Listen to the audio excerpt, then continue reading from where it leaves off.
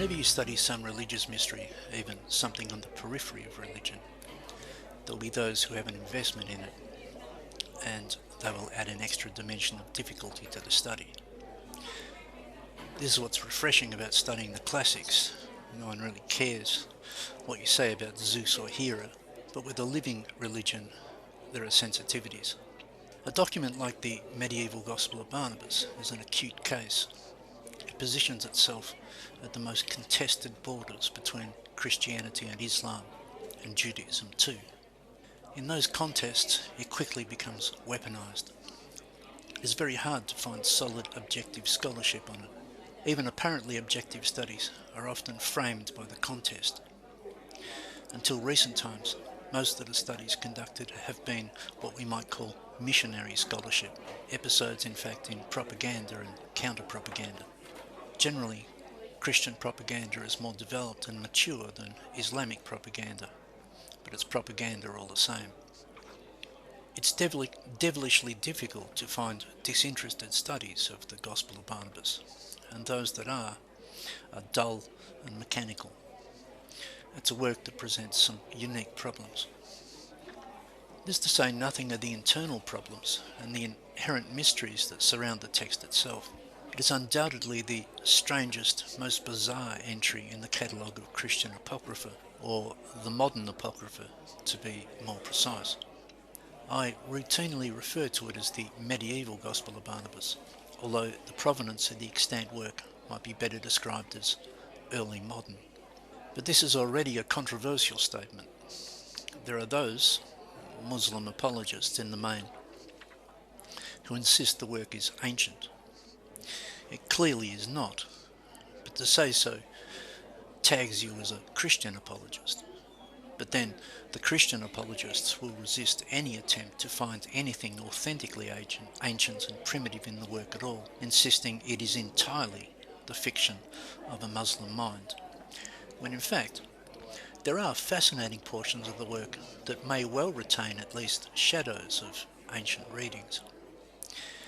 It is such a strange work, so peculiar and unusual, that it may well be, just for that reason, revealing. But to see what it reveals, it is necessary to step outside the contest, find a position above the fray, and dispense with all the usual assumptions, historical and otherwise. We need to have a type of alchemical interest in the Gospel of Barnabas. It is, on the one hand, a piece of trash, and yet, because it is so peculiar and unusual, it's also a treasure. It's a gathering place for the most heterodox of ideas and understandings and misunderstandings, and perhaps material that has travelled underground across centuries and that reappears in this strangest of works. The historical context of its publication, but not its production, is now clear. The secrets are revealed in the preface to the Spanish manuscript, which was rediscovered in the Fisher Library at the University of Sydney in the 1970s. Without the preface, we would be clueless. The preface is clearly intended to attach the names of certain persons to the work in an attempt to incriminate them. This is the place to start. Who did this? Why? A careful study of the preface allows us to answer at least these questions. The instigator, as we might call him, was Cardinal Giulio Santorio, Bishop of San Severino, a canon lawyer and inquisitor. He did not compose the work, but is using a pre-existing heretical text, adapting it to his purposes. The purposes to which Santorio was putting it was the incrimination of Cardinals Mark Antonio and Ascanio Colonna, following the events of the papal conclave in 1592. In the conclave, Santorio was denied the papacy by the vote of Ascanio acting in league with Mark Antonio. This was the provocation and cause of the literary plot that has survived as the medieval Gospel of Barnabas. These are the events that caused it to come to light. This much becomes clear once we identify the Fra Marino who was the supposed author of the incriminating preface. Fra Marino, Brother Marino, is Mark Antonio Colonna. He and the Colonnas generally are being portrayed as secret sympathizers with the Turks. Much of the background of this follows the watershed of the Battle of Lepanto in 1571.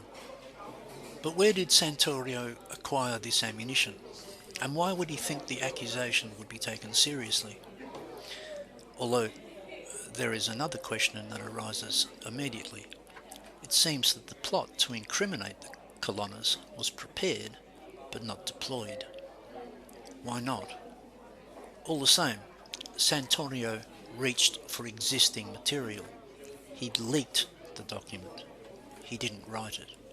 At most, he reshaped it and added the preface. As inquisitor, as the man administering the Index of Prohibited Books, he no doubt had access to potent material. Further context is provided by the efforts of the Inquisition in this period to gain access to the private libraries of ancient families, such as the Colonna. These private libraries were accused of holding heretical texts. It is very likely that this Gospel of Barnabas, this most heretical of all texts, was intended to expose the Colonnas in this way as well. There are certain sections of the Gospel that draw upon Dante and reflect events in the early 1300s. The Colonna family were involved in those events. It is not just the preface. There are sections of the Gospel of Barnabas, internal evidence, that bears the fingerprints of the Colonna.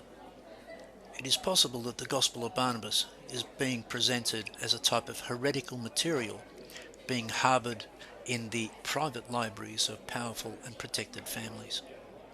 In any case, the Colonna compromised the papal enclave and are treasonous. That is the message. The intended readership of the preface and the extant vernacular versions then was King Philip II of Spain and the Spanish Inquisition. Santorio had been the Spanish candidate for the papacy. The Colonna were in the employ of Philip, but voted against his candidate. Santorio was painting the Colonna's actions as high treason. To Philip, the Gospel of Barnabas says that the Colonna are in league with his most bitter of enemies, the Turks. To the Inquisition, it says that the Roman nobility and higher clergy are infected with the most vile species of heresy.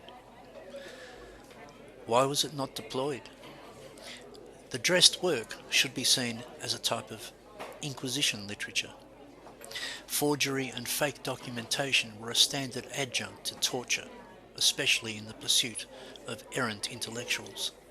But Philip, for whatever reason, didn't turn the Colonna over to the Inquisition, even though they had betrayed him. The evidence was prepared, but not used. But none of this tells us who wrote the work. It suggests instead that it was a pre-existing text, therefore written in another time and place and for another purpose. It is crucial to note, though, that the extant work is very clearly a composite of several bodies of material. It is exceptionally large, the extant Gospel of Barnabas. It is clear that the author has collected material from several sources and stitched it together. Each of these sources may have a separate history and provenance. The origins of at least some of the material, though, must be in Cyprus. The context of the Battle of Lepanto and the fall of Cyprus to the Turks points to this, and it provides a road and a reason for the material to move into Italy. The Cypriot Church claimed independence from the Church of Antioch in the 5th century, appealing to the apostolic authority of Barnabas over Paul. The Third Ecumenical Council supported the Cypriots' claims, but the Church of Antioch persisted in their designs. At this point, the Cypriots uncovered the Relics of Barnabas, along with the books of Matthew he is supposed to have carried with him, and appealed directly to the Emperor Zeno. He approved the relics and upheld upheld the right of the Cypriots to elect their own archbishops. In the 11th century, the city of Milan followed this lead and imported the Cypriot Barnabas mythology, adding an extra leg to the travels of the apostle to strengthen the claims of Milan to an independent ancient tradition, namely the Ambrosian rite. From the 11th century onwards, Milan had ongoing links to the Barnabas traditions of Cyprus, and there were several influxes of relics and accompanying material. It wasn't only the Colonna who are targeted in the preface. The preface also describes a body of Ignatian literature from the library of the Sforza of Milan via a Lady Colonna, it says. It is in this literature, we are told, that Fra Marino first encounters a notice of a Gospel of Barnabas. It's important to realise here that the Gospel of Barnabas is actually part of a wider literature. Internally, it refers to other works, otherwise unknown, and the preface reports certain books that accompanied the Gospel, it said. From this information, we can, in fact, establish exactly what work the Gospel of Barnabas is supposed to be, that is, what gap in textual history it was written to fill. We can piece together a coherent story. The preface actually portrays a tradition of heresy. It reports a body of heretical literature. Santorio wants to expose a tradition of heresy that is supposed to have existed among the Colonna, thrives in Milan, and is associated with the name Barnabas. The preface reveals one heretical text, but reports others. It seems that Santorio was in pursuit of a particular body of literature of which he had one part, but knew the other parts were in private hands. The submotive emerges. Santorio had long campaigned for greater enforcement of the index of prohibited books and greater inquisitorial access to private libraries. The preface of the Gospel of Barnabas is also intended to underline that rare manuscript collectors and owners of private collections, such as Mark Antonio Colonna, but also Fulvio Orsini, mentioned in the preface, are a nest of heretics and require urgent inquisitorial investigation. The Colonna's Gospel of Barnabas was intended to demonstrate the dangers of leaving private collections unregulated. Santorio achieved some success in this. He was granted increased access to private libraries in 1596. It seems that the outcome of his plot against the Colonna did not win Santorio an investigation into the treachery of the conclave, nor a conviction of the Colonna, but it might have had a hand in eventually raising concerns about heretical text in private libraries, and so in that sense was successful. This body of heretical literature answers to that described in the 5th century apocryphal work, the Acts of Barnabas.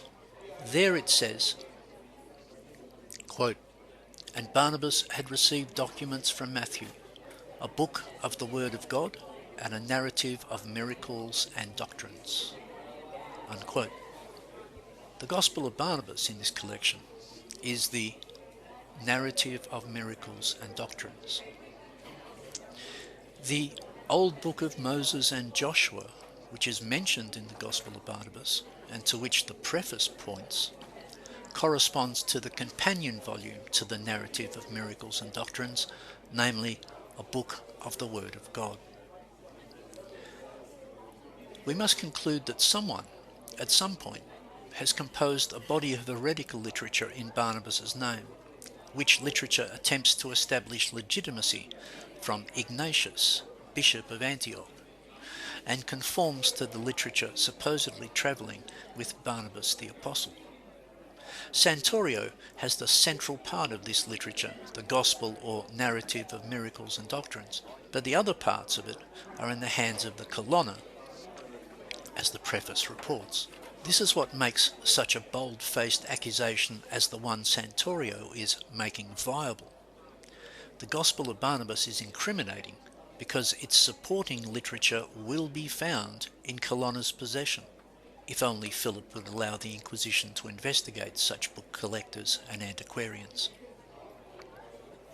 This literature supposedly travelled with Barnabas the Apostle, as reported in the Acts of Barnabas, itself a contra Antioch legitimation text of the Cypriot tradition. This is what the Gospel of Barnabas is supposed to be. It's very important to realise this. It is supposed to be the long-lost narrative of miracles and doctrines given to Barnabas by Matthew, which is why Barnabas appears in the Gospel of Barnabas with Matthew, as it says in chapter 12. The author, Barnabas, is presented as being with Matthew. And it's also why the text of the Gospel of Barnabas uses Matthew to contend with Luke. Turning to matters textual, an essential feature of the Barnabas tradition and the basis for its underpinning of the Ambrosian tradition of Milan is the persistence of the ancient Catechumenate. Milan contributed Ambrosian congregationalism to Catholic reform, but Milanese traditions also fed such movements as the Anabaptists. Ambrose was unbaptized when elected Archbishop of Milan. The Gospel of Barnabas contains material supposedly relating to an ancient catechumenate. Textually, it draws upon the lectionary traditions of the period from Easter Vigil to Pentecost, during which the neophytes were among the congregation. This is an important key to understanding the text of the Gospel of Barnabas itself, and especially its diatessarontic features. That is, the text is drawing upon lectionary traditions pertinent to the catechumenate. The developments of the Lazarus story and the raising of the widow's son at Nain in the Gospel of Barnabas are initiatory and related to the catechumenate, noting that for this reason Cypriot traditions appropriate Lazarus as well, since he supposedly moved to Cyprus after his resurrection from the dead. All of this speaks of the traditions, Cypriot via Milan, reflected in the Gospel of Barnabas. It will be noted that the preface cites prophets, gospel, fathers, Ignatius in this case, as if Fra Marino is collecting materials for the preparation of a lectionary. I suggest that rather than in the Syrian diatessaron tradition, the roots of the textual sequences in the Gospel of Barnabas we found in Cypriot and Antiochian lectionary traditions, and especially in readings from John's Gospel during the period leading up to Pentecost. That is, when the Barnabas text moves Gospel episodes around in certain ways, it might not be following diatessera and other Gospels, but it may be following the patterns in which episodes are read in lectionaries. This at least gives us some moorings. It allows us to attach the text to a context. A question that arises from the text is, was the name Barnabas always attached to this material? There is some internal evidence that instead it might have been associated first with the name Thomas, the twin. Perhaps it has been redacted as a Gospel of Barnabas late in the process. But no, it does appear to participate, albeit heretically, in the wider Barnabean apostolic traditions. A careful study of those traditions and how they were transplanted into Italy, and especially into Milan, provides a meaningful and illuminating background to the extant work and its many obscurities. A more contentious question is at what point this material took on an Islamic form. At what point did it become the Muslim gospel? Or, the same question, at what point did it become weaponized? Was it Santorio who had it reshaped as a Muslim work in order to expose the colonna as Turkish agents to King Philip? There is credible scholarly work arguing that this gospel is Muslim to the core and that it was a work of Muslim propaganda from its inception. This is the favoured view of Christians, countering the extravagant and ahistorical enthusiasm of some Muslim proponents for the work's authenticity. Every now and then a story comes out of Turkey into the mainstream media that an ancient gospel has been found that will turn Christianity on its head. It always turns out to be the Gospel of Barnabas, and the story is an episode in Muslim-Christian polemic. And yet, at the same time, it is comparatively easy to strip away the Muslim veneer. Indeed, the author appears to have an altogether faulty knowledge of Islam and none whatsoever of the Quran. What seems to have happened is that the configuration John the Baptist Jesus has been changed to Jesus Muhammad. One of the most striking moves in this gospel is that Jesus takes the place of John, the forerunner, and Muhammad, contrary to orthodox Islamic understandings, becomes the promised Messiah. But the work remains coherent if we reverse this. In fact, there is a large section set in the Jordan Valley that appears to be a separate body of work originally about John the Baptist. Just the names have been switched. Similarly, in another link to Cyprus, there is a body of material embedded in the work that is clearly Carmelite in origin, and it depends upon an Elijah-John parallel. The Carmelite monks fled from Judea and established their base in Cyprus before relocating into European Christendom at the close of the Crusades. All of this suggests that the material in the Gospel, if not its assembly into the Gospel form, was not originally Islamic, but rather unorthodox Christian material. Or perhaps we should say Jewish Christian material. If we take away the Islamic dimension of the extant work, the Gospel that is revealed has distinctly Jewish Christian sympathies, anti-Pauline, reflecting the fact that the Barnabas of the New Testament was of the Jewish party, the circumcised. To appreciate an eccentric work like the Gospel of Barnabas, one needs to be able to hold in view the tripartite tensions between Jewish, Christian, and Islamic perspectives. People within any of those three camps will find this difficult to do. Along with their religious affinities come certain historical assumptions as well. Muslim parties are anxious to prove that the Gospel of Barnabas is ancient. Well, there was an ancient Gospel of Barnabas. I've argued this in academic articles. But our extant medieval gospel is not it. Does it contain any traces of the ancient work of the same name? Or perhaps. There are scholars who have thought so, including the great Jewish scholar Shlomo Pines. Catholic scholars resist this vociferously. Important work is being done all the same, comparing the readings of the Gospel of Barnabas with the Diatessaira, the Gospel harmonies of the Middle Ages. For the underlying document, the framework, appears to be a Gospel harmony, a Diatessaron. As I suggest, lectionary traditions, those of the Catechumenate, appear to be another rich source, and in both these cases it is conceivable that ancient variants have been preserved. Preserved, that is, until it was all tidied up by the Inquisition and other organs of the Catholic Counter-Reformation. Bringing the Ambrosian Church in Milan into conformity with the new Tridentine orthodoxy was not a smooth process.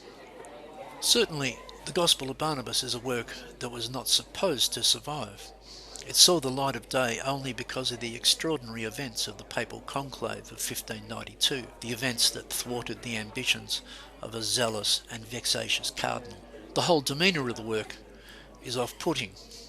As forgeries go, and Muslim enthusiasm notwithstanding, it is profoundly unconvincing. It is pastiche. And yet somebody has put together this assortment of bizarre heresies, perhaps from constituent material they themselves didn't entirely understand. Yet there's more design in it that meets the eye. It is replete with material that slipped through the net, perhaps several nets, and we shouldn't be misled by the form in which it's now presented. Aside from being just a perverse curiosity in gospel literature, or a literary crime as Catholic missionary scholar Jan Slomp would portray it, it can be used as a sort of pivot for an historical hermeneutic in which we permit ourselves the luxury of creative thought experiments. By lineage or by accident, it participates and offers a doorway into early Christian and Jewish Christian disputes, and more broadly and deeply the quite tectonic forces that shaped the three monotheisms in their historical forms. After all, Santorio thought it was so volatile it was worth the papacy. The circumstances of its publication, or its preparation for publication, suggests that the Inquisition regarded it as heavy artillery, and perhaps for reasons beyond its Turkish sympathies. This work is a loose cannon. It's a stray grenade. It was supposed to be buried or destroyed. It's a reminder of the filters our literature has been through. People deride conspiracy theories, but in fact, history is full of conspiracies. This was a conspiracy to incriminate, perhaps torture or execute, Fra Marino, Marcantonio Colonna, protege of Pope Sixtus V, and to bring powerful families into line. If that hadn't happened, the conspiracy would have been to suppress the work and make sure no one ever reads it or even knows of its existence. Other works, mentioned in the preface, it is said, accompanied the Gospel of Barnabas, but we don't have them. Even so, we need not assume they were baseless fictions.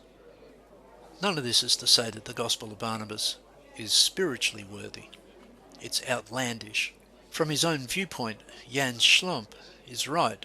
The whole work is an act of religious aggression. It is a vexatious text, not intended to be uplifting. Perhaps there are sections under an ascetic Carmelite influence that have some merit, and perhaps it might be read as a portrait of a convert, or at least a conflicted soul. The author has had to rethink the gospel comprehensively, but it doesn't even have the virtue of being visionary. Its virtue is in being odd, really odd. We can contextualize it, and it still remains odd. There are texts that escape all filters, and they appear to us as bizarre disfigurements.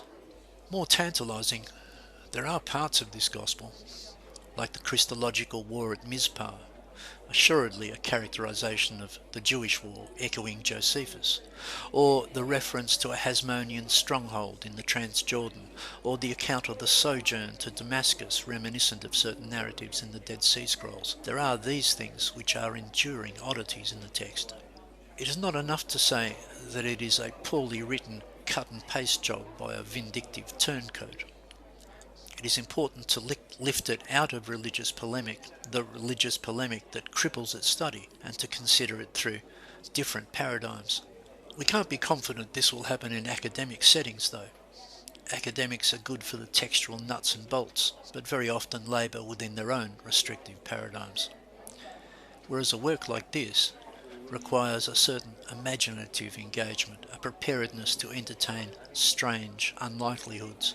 It asks us to imagine alternative histories and theologically certain unrealized possibilities within the Abrahamic complex. To summarize all of this, there are things we can be sure of. The Gospel of Barnabas in the two surviving texts, Italian and Spanish, was prepared by Cardinal Giulio Santorio to incriminate Cardinals Marcantonio and Asconio Colonna. His motives were a combination of revenge, probably self-defense, ideological zeal, and political leverage. The work itself, a Gospel of Barnabas, is supposed to be the narrative of miracles and doctrines described as travelling with the Apostle Barnabas. This from the 5th century apocryphal work, the Acts of Barnabas. That's the notice to which it answers. The origins of the work are probably in Cyprus, and it enters Europe along with the supporting literature through Milan, probably shortly after 1571, its broader context being the fall of Cyprus to the Turks and the strategic shifts of Christendom in the Counter-Reformation following the Battle of Lepanto. As it survives, Cardinal Santorio, who lost the papacy by one vote in that conclave, let us remember, is using the work to incriminate the Colonna and expose a tradition of heresy and treachery among the nobility and high clergy. And he has a plausible basis. The Inquisition knows or suspects that heretical books are being kept in private libraries. This is the period in which libraries were being consolidated and sorted. The new orthodoxy of the Catholic Reformation demanded that the ancient libraries be opened and cleansed. This Gospel of Barnabas escaped, and is a treasure for that reason. But how deep is its heresy? Aside from the obvious, what does it say that wasn't supposed to be said? What does it preserve that even Inquisitor Santorio might not have suspected? We can use a wild and woolly text like the Gospel of Barnabas, something from the borderlands, to gain new perspectives, to allow new thinking to break out of the Overton window. In my own work, I'm inclined to consider the Abrahamic religions as a single system, in which case an aberration like the Gospel of Barnabas becomes unusually useful as a vantage point from which to see things hidden by religious and historical particularisms. We should not be too hasty to put our sympathies with the Colonna against the nefarious Santorio. What is most interesting is that Santorio has not foisted an heretical work upon the Colonna.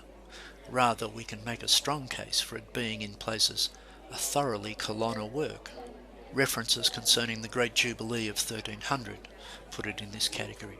So the Colonna may be implicated by internal evidence, and we might be able to appreciate Santorio's position. He has just been cheated out of the papacy by people who he believes, or even knows, to harbour historical text and quite possibly heretical beliefs and inclinations. There's the suggestion that the Colonna family held a long-term allegiance to heretical views, and a very specific heresy at that, one sheltering under the name of Barnabas. As I say, this heresy is anti-Pauline, and in that sense it is Jewish Christian as distinct from Gentile Christian. We can even identify, I think, its basic character and see it in a wider tide of errant Christian thought. We might not notice this about the Gospel of Barnabas at first because it's such an odd bird. Beyond its Islamic presentation, it does participate in a wide stream of unorthodox Christian thought. This is the persistence of veneration for John the Baptist, and along with it, the realization that John was of the Old Covenant, not the New. This is what various groups from the Crusader states had in common, the Carmelites and reputedly the Templars as well. Followers of John the Baptist. Those groups were followers of John the Baptist. And in a later period, Freemasonry is in this tradition as well. And there are some surprising Masonic or proto-Masonic themes in this Barnabas Gospel. I want to speculate that sympathies for the Baptist were present in the Colonna family, going back quite a way. Santorio was probably right about at least that, and understood that the family's Barnabean connections were part of the same affiliations. What remains remarkable is that someone has matched a portrait of a Jewish Christian gospel, an Ebionism, with Islam, albeit superficially understood. The Gospel of Barnabas needs to be studied in this light. The study is always going to be fraught with religious sensitivities, though. It must always be in itself a study of religious sensitivities. Somewhat uniquely, the Gospel of Barnabas clashes with vital orthodoxies across all three Abrahamic creeds. The position of the authorial voice, he who writes, as he calls himself, following the Gospel of John, is actually outside the system. He has crossed into no man's land.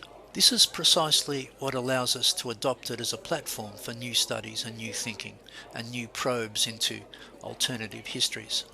That is to say, I have adopted the Gospel of Barnabas as a type of esoteric text, certainly an outsider text. One needs a very adept and nimble mind, theologically and historically, to navigate the strange permutations in this work. Academics are never going to use it as a lens through which to view early Christian tensions, proto-Islamic tensions we might call them, because it's the most unreliable and most dubious of sources. But sometimes the peculiar and unusual can be the key, and this aberration is to Christian apocrypha what the platypus is to mammals. Similarly, it might still retain features of previous stages of development and give us insights into a broader evolution, namely the persistence and unfolding of certain religious ideas through unexpected channels in unexpected ways. It is certainly a work of Christian Islamic polemic, and it remains so, but it can be viewed beyond that restrictive frame and that often puerile arena of disputation. I want to encourage new and different studies of the medieval Gospel of Barnabas, and above all, I want to prevent it being trivialized. Further than that, I propose that its peculiarities, its uniqueness, if seen in the right context, make it far more revealing, far more perspicuous, and far more important as a text than it might otherwise seem. It is a treacherous text in more ways than one, and penetrating it requires unusual skills. Above all, we have to place it in the right context in order to see its subtext.